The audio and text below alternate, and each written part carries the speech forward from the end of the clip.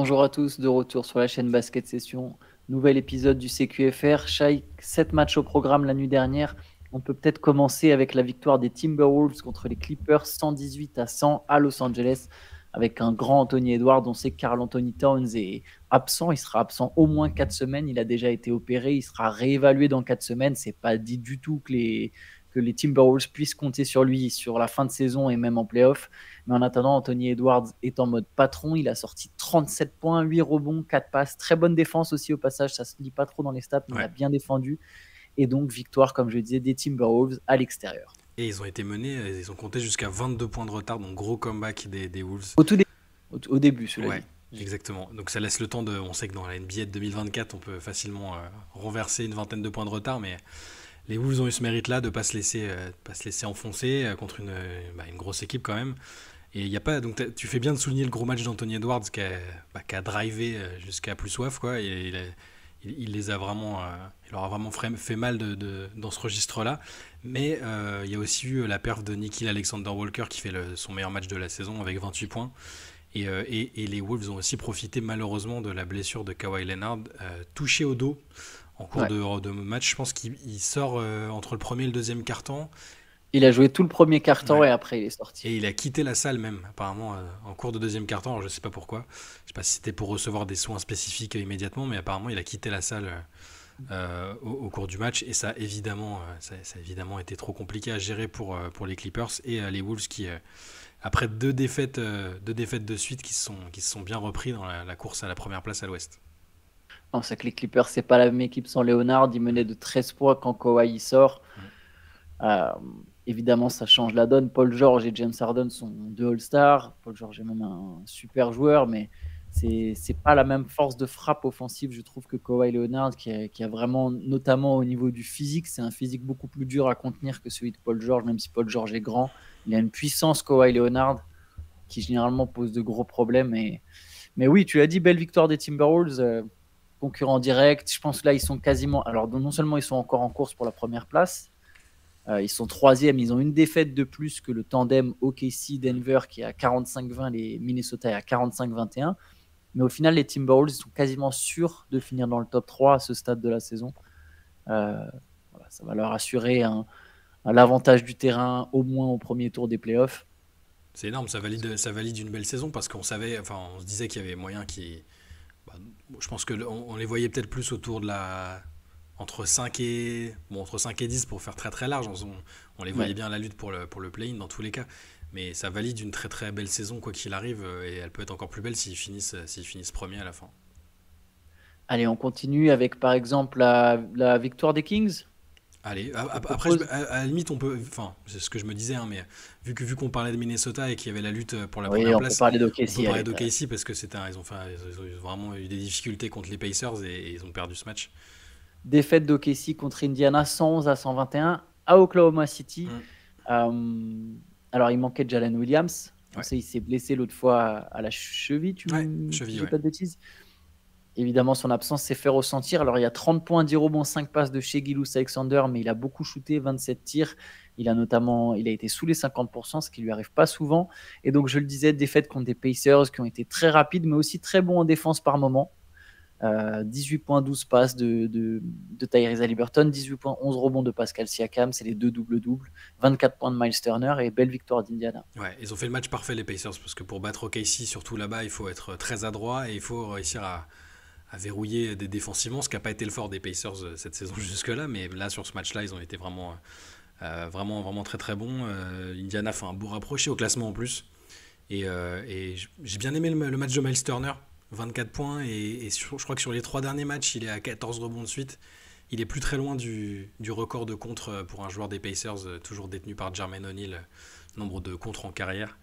Et ouais, c'est ce que j'appelle un match parfait pour les Pacers parce qu'il y a toujours ces talents offensifs qu'on leur voit depuis le début de la saison et en même temps, t'arrives à limiter OKC qui est quand même une forte attaque.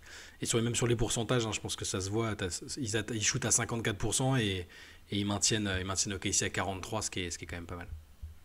Ouais, 4 contre Minnesota, 6 contre Orlando et là 4 Mm. contre le Thunder pour Miles Turner Ouais, 14 contre en 3 matchs, ouais, en c'est mode ça. muraille. Donc je le disais, Sacramento a battu Milwaukee 129-94. Ouais. C'est marrant, dans la session, on parlait du fait que les Bucks se la jouent défensif et que du coup ils vont prendre un bouillon. Et bah c'est ce qui s'est passé. Ils ont pris ils ont pris C'est ce plus que tu ça. avais annoncé, je me souviens, tu l'as dit. Tu as dit les Bucks vont Euh, essayer de défendre. ouais, ils prennent une grosse pilule, 129-94, 29 points, 7 passes pour D'Aaron Fox, 22 points, 11 rebonds, 8 passes pour Domantas Sabonis, 25 points de Malik Monk en sortie de banc, notre favori pour le 6e homme de l'année. Mm. Et ouais, grosse défaite des Bucks, c'est vraiment le jour et la nuit. Cette équipe, il n'y a toujours pas Chris Middleton. D'un match à l'autre, c'est compliqué, Milwaukee, quand même. Il n'y a C'est les montagnes russes, c'est ça. Et ce qui pas de est, régularité défensive. ouais, et ce qui est marquant dans ce match-là aussi, c'est que les Bucks avaient quand même pris pour habitude de battre les Kings. Ça fait 8 ans et ça faisait 16 matchs qu'ils n'avaient pas battu les Kings, les Bucks, pardon, dans un match NBA. Et je crois que c'était une des plus longues séries actives entre deux franchises, avec l'une qui arrive plus pas du tout à battre l'autre. C'était la plus longue série active. C'était la plus longue série active, voilà. Et puis bon, là, il n'y a pas vraiment une match, hein. Fox et Sabonis ont mené le truc tranquillement. Et puis ils ont vite pris le large. Et Yanis fait 30 points, 13 rebonds, mais ça n'a pas du tout eu d'impact. Et Lillard shoot à 2 sur 12. Voilà. Ouais, Et les Bucks ont été super maladroits. non, mais juste pour dire, parce que je l'ai revu tout à l'heure, il y a eu le gros dunk d'André Jackson Jr. à la fin. C'était leur seul petit lot de consolation où il dunk après sur une claquette assez ouf où il est. Je sais pas à quelle hauteur il est, mais c'est la seule action positive quasiment des Bucks cette nuit dans ce match. C'est son seul panier du match. Mais je disais, les Bucks très maladroits de loin, un 7 sur 39 Mm. à 3 points.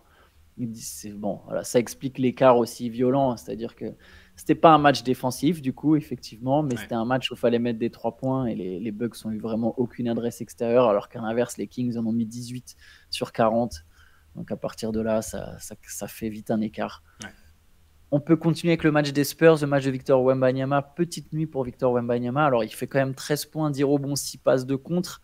Mais il a été beaucoup gêné par la défense agressive des Rockets. Victoire de Houston à San Antonio. Courte victoire, 103-101. Les Spurs, ils perdent de peu avec un Vassell qui a 6 points et un Wembanyama à 13 points. Leurs deux meilleurs joueurs offensifs ont été mis en difficulté par les joueurs d'Ime Udoka. C'est intéressant parce que Victor Wembanyama, après le match, donc ils lui ont posé la question parce qu'il s'est mangé des prises à 2, parfois à 3 dans tous les sens. C'était très très agressif. De toute façon, contre Houston cette saison, il y a toujours eu des matchs compliqués pour lui. Mais par contre, il a remercié les Rockets parce qu'il a dit que c'était très très instructif pour lui et que ça pouvait du coup ressembler, ça lui donnait un avant-goût de ce à quoi il aurait le droit quand il jouerait des matchs de playoff. Et la défense très agressive des Rockets l'a franchement bien gêné, particulièrement en début de match où il a eu du mal à se mettre dedans. Et, et les Spurs sont quand même dedans. Et ce que Popovic a dit à juste titre après, c'est que dans un match où l'adversaire fait ça à ton meilleur joueur, il faut que les autres soient au rendez-vous. Sohan a été au rendez-vous, il met 21 points, mais Vassell a eu des difficultés aussi contre Dylan Brooks et sa bande de gangsters dans un match comme ça. Ils ont été très très agressifs et c'est à leur crédit, hein, et c'est des bons défis aussi pour Victor. C'est un bon apprentissage, je pense. Ouais, Dylan Brooks, justement, il a beaucoup défendu sur Victor. Il y a aussi Jason Tate. Mm. De toute façon, Victor, on a vu que les adversaires qui le dérangent le plus, en tout cas pour l'instant en NBA, C'est les petits. c'est justement les petits, Ouais. mais très costauds, ceux qui sont capables de résister, qui ont un centre de gravité bas tout en étant puissants, des Draymond Green, des Dylan Brooks. C'est des joueurs qui vont le gêner, ils vont le déstabiliser. Il n'a pas la puissance physique pour vraiment les punir, donc du coup, il se retrouve presque obligé de jouer loin du cercle face à ces mecs-là, mais c'est des mecs suffisamment mobiles. Donc voilà, ça donne des soirées comme ça où il met 13 points à 5 sur 12. 2 sur 7 à 3 points, tu vois, il joue loin, il prend 7-3 points sur ses 12 tirs, il n'y a qu'un seul lancer franc, il ne peut pas provoquer de faute, il est sorti de la raquette, c'est le paradoxe en fait. C'est en lui mettant un petit, tu le pousses un peu en dehors de la raquette. Ouais. Après, évidemment, les prises à 2, prises à 3, ça aide. Il fait quand même 6 passes décisives. Bon, un soir sans où c'est 13-10-6, ça reste correct. Avec un plus-minus positif, hein, il est à plus 5. Hein. Donc oui, donc c'est juste que maintenant ses standards sont assez élevés maintenant.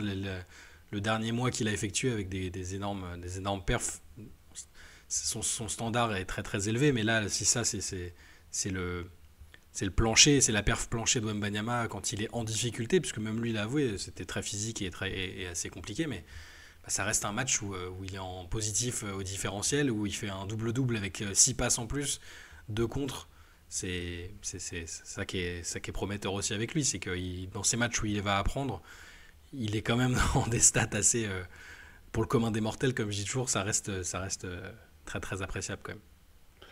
Boston a écrasé Utah 120. Enfin, non, écrasé, non, c'est pas. Enfin, non, Bah, mais j'exagère. ils se sont promenés, quoi. Ça va. Ouais, mais enfin, c'est quand même vers la fin qu'ils ont été. Enfin, c'est Mm. dans le dernier quart-temps qu'ils ont accéléré, mais victoire 123-107. C'était une équipe de Boston privée de plusieurs joueurs. Il manquait Porzingis, il manquait Brown, il Mm. manquait Alors Horford. fort, ouais. Il y avait Luke Cornett et Sam Hauser dans le 5 majeur. D'ailleurs, les deux ont été plutôt bons, enfin intéressants. 14 points pour Hauser et 12 points, 9 rebonds, 6 passes pour Luke Cornett. Quand t'as dit ça, je dois pas être réveillé, mais j'ai entendu Luc Cornet et Sam Moser, genre il y avait sa mère avec lui dans la raquette. Ça- j'ai eu un moment d'absence là. Nouvelle technique de défense.